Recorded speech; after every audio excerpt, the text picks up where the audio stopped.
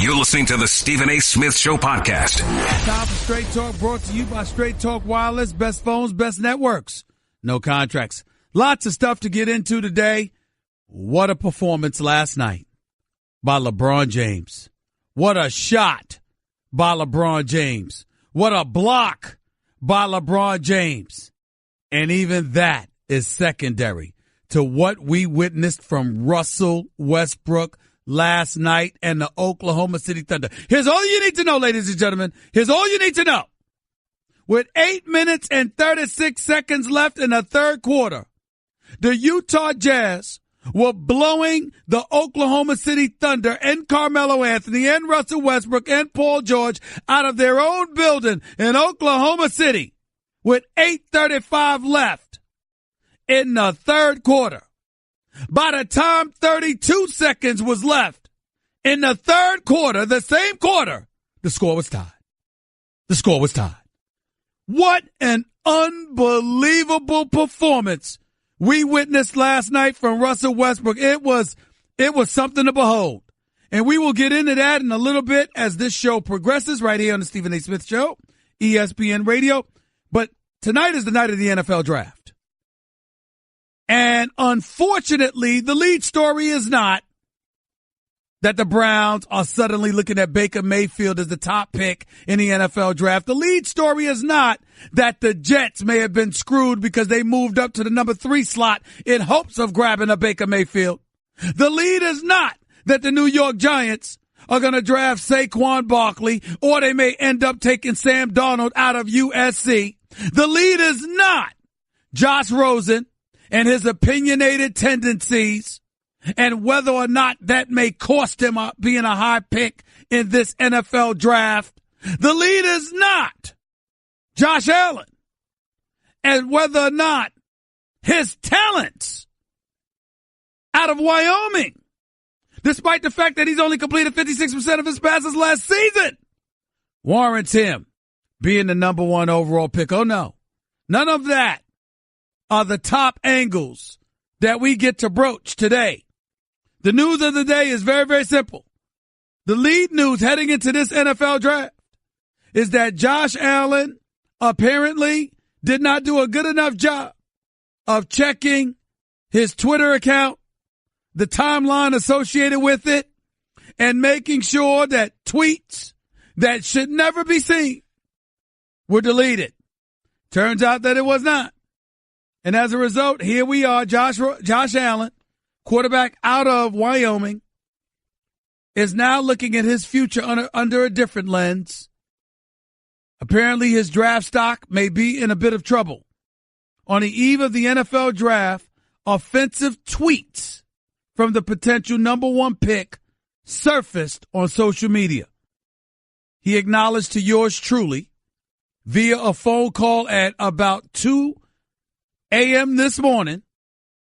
He acknowledged that indeed those were his tweets. He apologized profusely. He labeled himself young and dumb. The tweets no longer appear on his account. However, they contained racial slurs and other offensive language, according to Yahoo Sports, who originally revealed the tweets. The tweets cited by Yahoo Sports were sent in 2012 and 2013 when Allen was in high school. When I spoke to him, ladies and gentlemen, personally and exclusively at the time, because now Chris Mortensen just spoke to him within the last hour, Josh Allen was like, look, there's no excuse. I was wrong. I was hanging out with buddies. A lot of times, we steal each other's phone and put texts and tweets in there and all of this other stuff, messing around with each other. But that's not to blame anybody. It was on my account. I left it on there. I'm the one that ultimately has to be held accountable for it.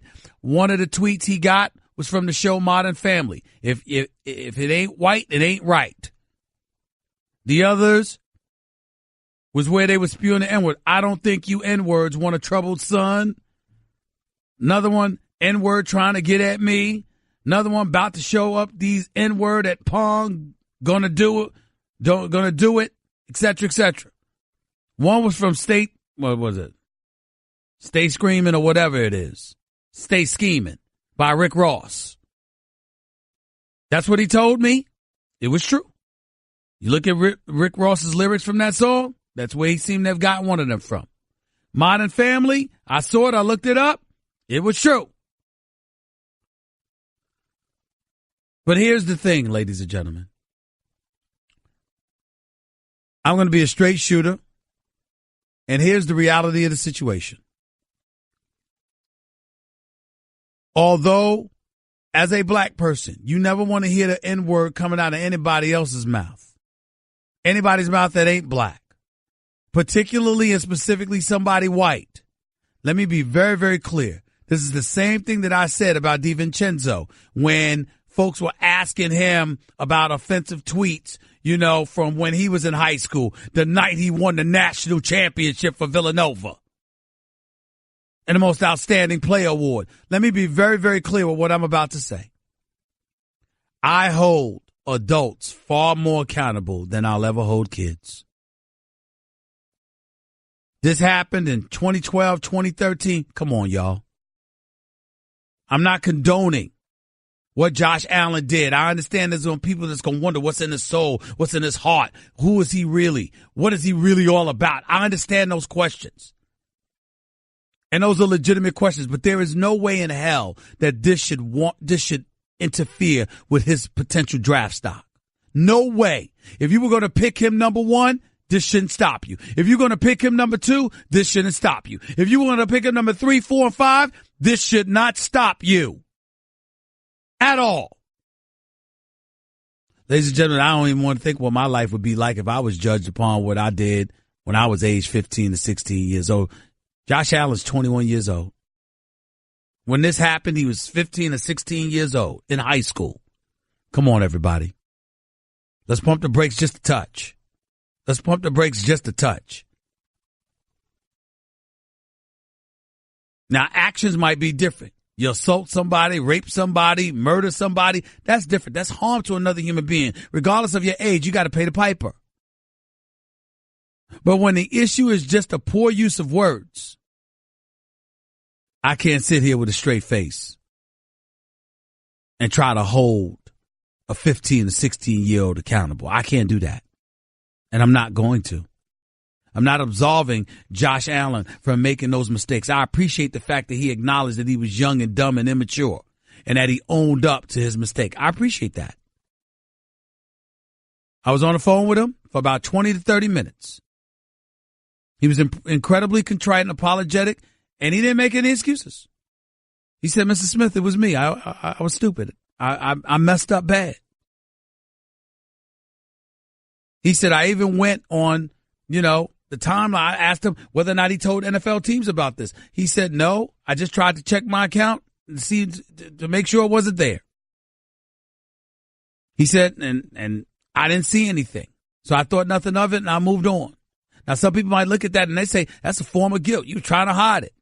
My point is, what are you supposed to do the night of the draft? What are you supposed to do in the immediate aftermath of Colin Kaepernick and the protest and the racial divide that it has caused within our nation and within the confines of professional football in the NFL? What are you supposed to do? Just stand up, admit it, and voluntarily, hey, y'all, look what I did. What are you supposed to do? We got to put stuff in its proper perspective and recognize the fact that, guess what?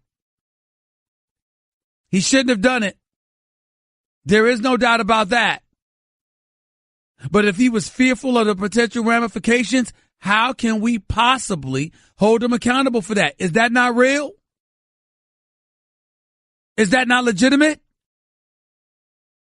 The NFL uses every excuse under the sun to try and minimize you and your impact.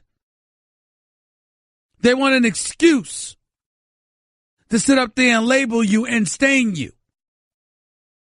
Because it's a mechanism of control that can ultimately be used and exercised against you to keep you under wraps. Not to mention cost you money. What is he supposed to do? I am not going to be a person, me personally. I'm not going to sit here and hold a 15 or a 16-year-old accountable to that degree. Am I going to acknowledge they're wrong? You're damn right. And like I told Josh Allen, damn it, don't thank me. Make sure it better not happen again. You bigger now. You older now. You wiser now. Make sure you don't repeat it. But it's very, very difficult for me. And I'm going to say this. And I can't believe I'm saying it, but damn it, it's the truth and I'm going to do it.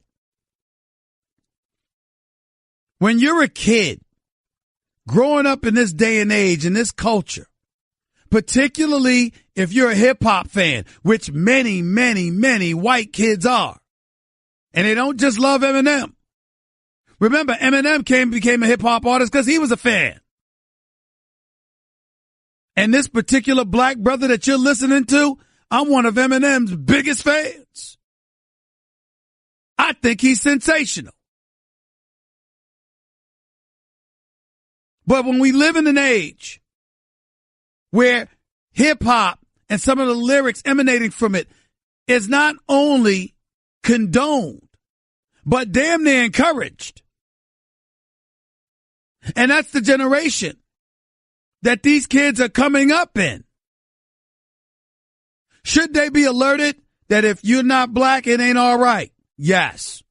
Should they be alerted that black folks don't want to hear there's a difference between the N word that ends with the ER and the N word that ends with the A? We don't give a damn about that. Not initially. When we reflect upon it, think about it hours or days or weeks later, we might give you some kind of a pass, but in the moment, it ain't going to go down like that. Is it a double standard? In terms of white use of the word and black use of the word, you're damn right. Because we're not the group of people. We're not the ethnic group. We're not the demographic that made it iniquity. It's so iniquitous, so vicious. We didn't do that. There was another culture of people that made that word so heinous and so vile in the American vernacular. That wasn't us. So if you're radio or your television or whatever, of course you're right to say there should be no use of the word. And to be quite honest with you, when you see the residual impact that it's had on our community and our society, we should refrain from using the word. When I'm off the air, have I used it on occasion? Yes, I have. Nothing compared to what I used to, because I used to use it a lot. I'm not going to be phony and disingenuous with you. This is Stephen A. Smith Show. We all family here. I'm not going to do that to you. But have I curtailed it and diminished its use significantly? Yes. Have I completely eradicated it from my vernacular? No, because it's hard to help, because I was saying it for the better part of 50 years of my life. So whereas before I used to say it like 50% of the time, now it's more like 5. But does it still slip out my mouth from time to time? Yes. And having said that, if a white person said it to me, it would be a problem. You don't get to do that. It's not the same. And I'm not going to take time, nor do most black folks that I know, are they going to take time to sit up there and decipher whether you truly, truly mean it in a harmful way, in an iniquitous way or not. They're not going to do that. Chances are they're going to be incredibly offended. Period. And you don't know what the ramifications are going to be. And to the white folks out there who think for 1 second that it is okay, I'm talking about adults now, for that think that it's okay, I have one suggestion for you and I'll shut the hell up. Go in the hood and say it. Go around a bunch of black people in the hood and feel and say it. Go ahead. I dare you. I dare you. Go ahead. You ain't going to make it out of there. Not unharmed. I can promise you that. Which you know. So if you know it, why do it? Whereas Josh Allen and those youngsters may not have known. They might have talked to one another like that all the time. See the difference? I'm not saying you absolve them. I'm not saying that you give them a complete pass. I'm not saying that you ignore it like it's nothing. It's a teachable moment. But you don't condemn this man. And you don't harm this young man. because of a mistake like that. When he can point out how he got it from one of Rick Ross's songs. Or Modern Family, if it ain't white, it ain't right. When he can literally point out that that's where he got it from. What's there to say? Why was it on TV? Why was it in the album? At some point in time, fairness and compassion must touch our souls when it comes to kids. That's what I said about DiVincenzo. That's what I'm saying about Josh Allen. If you don't take him number 1, number 2, number 3, number 4, number 5, let it be because he was at Wyoming instead of Alabama or Ohio State or Louisville or something, or Oklahoma or UCLA or USC. Let it be because he was at Wyoming. Let it be because he only completed 56% of his passes. Let it be because his upside, while it may be tremendous, might take too long to touch upon, and there are better candidates that are ready to contribute right now. Don't let it be because of this tweet or these tweets. Don't do that. Not only does he deserve better than that, any kid deserves the benefit of the doubt under those circumstances, especially when there's nothing in their history since that moment in time that would indicate that's who they are and that's what they're about. 888-SAY-ESPN, that's the number to call up. That's 888-729-3776. That was Straight Talk Wireless, nationwide coverage on America's largest and most dependable 4G LTE networks. That's just one of the items we'll get into. The other item is the draft. How the hell did Baker Mayfield become the top quarterback that may be selected in the draft? What are the Cleveland Browns thinking about right now? And based on that report, if it's true, who are the Jets going to take? What if Baker Mayfield goes number 1?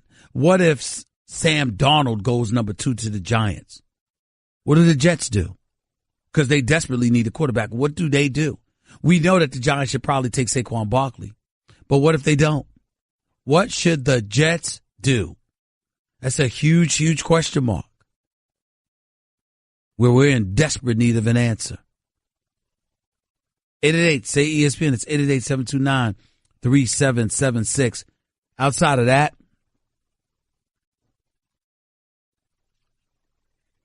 LeBron James. I just don't know what else to say. Ladies and gentlemen, we're going to miss him when he's gone. We really, truly are. Listen, I can be critical of LeBron from time to time, even though I think that I'm far more complimentary of him than he and his camp ever give me credit for. But I do believe that there's not much else you can say about this guy. He seems superhuman physically. He does what it takes. He's committed to excellence, to taking care of himself. The condition that he's in his 15th year in the league, juxtapose that to Carmelo Anthony, and it's sad. LeBron James is winning games, still recognized universally as the greatest player in the world. He was taken number 1 overall in the 2003 draft. Carmelo Anthony was taken number 3 overall. A prolific scorer in a career 24.7 points per game average. He has never been to an NBA Finals and was on the bench, standing on the sidelines, cheerleading when Russell Westbrook and Paul George brought these boys back from an insurmountable, it appears, 25-point deficit. 8 minutes and 35 seconds left. And within 32 seconds left, the score was tied after they were down 25 with 8:35. I have never seen a comeback like that. It is something special. Russell Westbrook, oh my God. What a performance. He took 39 shots. Now he scored 45 points. He took 39 shots. LeBron James scored 44 points, took 24 shots. So Russell Westbrook only had one more point and took 15 more shots. But what I'm saying is that comeback from a 25-point deficit, that performance by Russell Westbrook is one for the ages. It was simply something special to behold. We can't ignore it. We can't diminish it. It's that special.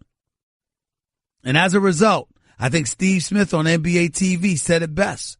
He's not so sure anymore as to whether or not Utah is going to win the series because they don't want to come back to OKC after what just happened to them, which means that the only way to survive and move on is to win Game 6. win Game 6 in Utah. And that is no guarantee. I just really don't know what to say. It was just something special to watch, y'all. It was really, really, really something special. Craving even more of Stephen A? Him of all people! For around-the-clock access to the man? I'm Stephen A! You can follow him on Twitter and Instagram at Stephen A. Smith and on Facebook at Stephen A. Welcome back to the Stephen A. Smith Show right here on ESPN Radio. Let's get right to the phones at 888-729-3776. It's 888-SAY-ESPN. Let's go to Ethan in Rochester. You're live with Stephen A. Talk to me. Hi, Stephen A. Thank you for the opportunity to talk to you today. Regarding the draft tonight, depending on who you listen to, everybody disagrees who should be the top pick, who should be second, who's the best player. I mean, the one thing that everybody does agree on, though, is that quarterbacks are pretty much a crapshoot. You never know if that guy's going to be a bust. He's going to be Peyton Manning or Jamarcus Russell. You have no idea. But the one thing everybody does seem to agree on is you take the best player available at number one, and that best player available is Saquon Barkley. So explain to me why the Browns should not take Barkley and let everybody else sort out which quarterback they want to take. I'm not about to tell you that you're wrong in your thinking, especially because it's the Browns. If it was somebody else, it would be different because you're the Browns, you have the number one overall pick, but plus the fourth overall pick. You should take the best player. Now, what I would say to you, Ethan, is that you have to remember that the Cleveland Browns have a history of messing up on quarterbacks. They picked Tim Couch instead of Donovan McNabb. They passed up on Aaron Rodgers. They passed up on Drew Brees, okay? They passed up on Big Ben Roethlisberger. And then they missed out on Carson Wentz and Deshaun Watson. And so when you look at it from that perspective, they have such a horrid history in terms of missing out on quarterbacks that, you know something? There's no escaping that. So this is what the reality is. They are pressed more than any other team to make sure they have a quarterback, and that's what we're dealing with here. But there is one thing that is different with the Browns, and that is that they have a starter now that they're going with this year so that they are not immediately pressed to put a rookie in. Answer this. If but Tyrod Taylor's not that dude. Come on now. League and the 26th ranked defense can make the playoffs, why can't Tyrod Taylor, Saquon Barkley, Josh Gordon, and the 14th ranked defense make the playoffs, and then you're grooming a quarterback? I think the Browns would be silly not to take Barkley. Because when I'm thinking about grooming, it's like Tyrod Taylor. Look, he lost his job. That dude Peterman, if he wasn't so god-awful in his one start in L.A. when he threw about 5 interceptions in 3 minutes, Tyrod Taylor would have never got his job back. So when I look at it from that perspective, I'm of the mindset that you got to get yourself the best quarterback. The only excuse for me that the Browns have for passing up a quarterback, Ethan, on the very first overall pick is if they see no difference between the top 4 picks. Josh Allen, Baker Mayfield, Josh Rosen, and Sam Darnold. If you see no difference, because you have the number 4 overall pick, you're going to get one of them. But if there's a guy that stands head and shoulders above the rest in your mind, you have absolutely got to take a quarterback with that position. Ethan, I got to go. I'm going to give you the last word. Go ahead real quick. Agrees on those 4. What difference does it make? Excuse me? If nobody can agree on which of those 4, that's what I'm saying. I agree with that. Right, that's so my point. Take one. Well, that's what I'm saying, Ethan. Why are you arguing with me? I'm agreeing with you. That's exactly what I'm saying. If you see no difference between the 4, but if there is a difference, you got to take the one where the difference lies. Appreciate the call, buddy. Thank you so much. Andre in Texas, you're live with Stephen A. Talk to me. What's up, Stephen A? How you doing today? I'm good. Talk to me, bro. All right, here's what I want to talk about. Josh Allen real quick. I know you're saying to forgive him and all of that. I can't disagree with you. But here's my problem with the whole situation. He had all these media things set up today. He was supposed to come on your show. If you really want to show that you're contrite and you're apologetic, come on the show, show your face, and make your apology like that. Can I stop you? Can I stop you, Dre? Because I want you to think about this for a real second here, okay? Okay? You listening, Dre? Now, this is me and you. Now, this is me and you talking, all right? Dre, your point's valid. We can't dispute that. Here's the problem. This ain't a brother that had interviews scheduled today. This is a brother that had interviews scheduled the day of the draft. One word, one false word, one false look on his face, one false movement with his body language or anything can cost him. He's 21 years of age. He's got an agent. He's got a lawyer. He's got a marketing team advising him against that. Dre, what he's supposed to do? You're supposed to man up. If you want everybody to forgive you, you're going to be the face of a franchise. Everybody's going to be looking at you to come in and be the quarterback to lead the team. That's not what I'm asking you, Dre. Because Dre, listen to what I'm saying to you. My brother, you're not being fair. And here's why I'm saying. He could do that tomorrow. So if you want him to do it tonight, it's before he gets drafted. If Dre, if you made a mistake, right, but you think the slightest thing could end up costing you millions, and everybody around you is advising you to stand pat and chill, whether it's for 24, 48 hours or the weekend, come on, Dre, you can't sit up there and look at a 21-year-old and say, you know what, man up. Come on, Dre. Well, okay, so what's he going to do when he gets in the league then? Well, once he gets in the league, you ain't going anywhere. But the fact of the matter is that you got to worry about your money now. Once you sign on the dotted line, whatever you do doesn't compromise your dollars. So then all of a sudden, then you can just do what you got to do. But right now, no matter how right you may be, no matter how righteous you might be, you're going to sit up there and be calculating. We make those decisions every day as grown men. How we going to fault him for doing it as a 21-year-old? I'm not faulting him. All I'm trying to say is that he called you to make that apology. Which, okay, that's fine. But to get ahead of this, just show it. I mean, these teams, you really think this is going to hurt his draft status seriously? I mean, if they really want Dre, if it was anybody but the NFL, I would say no. But the NFL, Dre, you never know. Warren Sapp slipped, bro. Warren slaps. I mean, you see some of the players that have been picked ahead of folks when just think about it. They passed up on Aaron Rodgers because of attitude issues. Come on, bro. Come on, Dre, you know that. You're right about that. That's all I'm saying. That's all I'm saying. It's the NFL, man. Listen, man, they'll call you, man, you might cost yourself millions of dollars for passing gas. That's how bad the NFL is. You just don't know. Yeah, that's true. That's my other point. I just wanted to say one more point. I watched Adam Silver on the show the other day, man, and for a league, the NBA, that's why they're growing so much. This guy has a pulse on everything that's going on in the league. You can see the joy on his face when he talks about the league. I mean, you just look at him talking and you get excited. And I mean, it's totally different than what's going on in the NFL. But that's because, Dre, it's more personable. You ingratiate yourself with your audience when you're a basketball player. You're wearing tank tops and shorts and you're close to the crowd. You're the NFL. You're wearing pads. You've got a helmet blocking your identity. You're distant from the fan base. So it's more of a challenge to ingratiate yourself with the audience now with the NFL than it is with the NBA. But Dre, I gotta go. I appreciate the call, man. Call back anytime. Elliot in New Jersey, real quick. You're live with Stephen A. What's up? What's up, Stephen A? Talk to me, man. How's it going? I woke up in a good mood today. It was a good morning. Then I look at my phone. I see all these notifications about Josh Allen and his tweet. He's gonna fall out of the top 5, the top 10. I just want to say how ridiculous that has been. Because the guy sent a tweet 6 years ago? You're not going to draft him now? Here's my problem with what you're saying, Elliot. You keep bringing up the 6 years. I go deeper than that. It's not that it was 6 years ago. It's that he was a kid. That's the issue. Forget the 6 years. He was a kid. We talk about a 14, 15-year-old kid that did what he did. We talking about him identifying with rap lyrics from Rick Ross. Right? Stop Scheming. We're talking about him picking it from Modern Family, which was a popular show on ABC. That's what we're talking about here. So the fact is, if you're looking at a teenage kid that just sent the wrong kind of tweet, and that's justification to sit up there and diminish the guy. I can't be that unfair to that kid. I can't do that. And I think that we've got something really, really wrong with our society if we're looking to hold a kid accountable, because we are truly being hypocritical and not looking in the mirror. Because I'm here to tell you something right now. If ESPN knew some of the things I did when I was 14 or 15 years of age, I wouldn't be employed. I wouldn't be here. I'm trying to tell you right now. Stephen, I 100% agree with you. I don't know what this world has come to. I'm pissed off. It's stupid. It's idiotic. It's ridiculous. Everyone's got to grow up, and I'm pissed off. I'm signing off.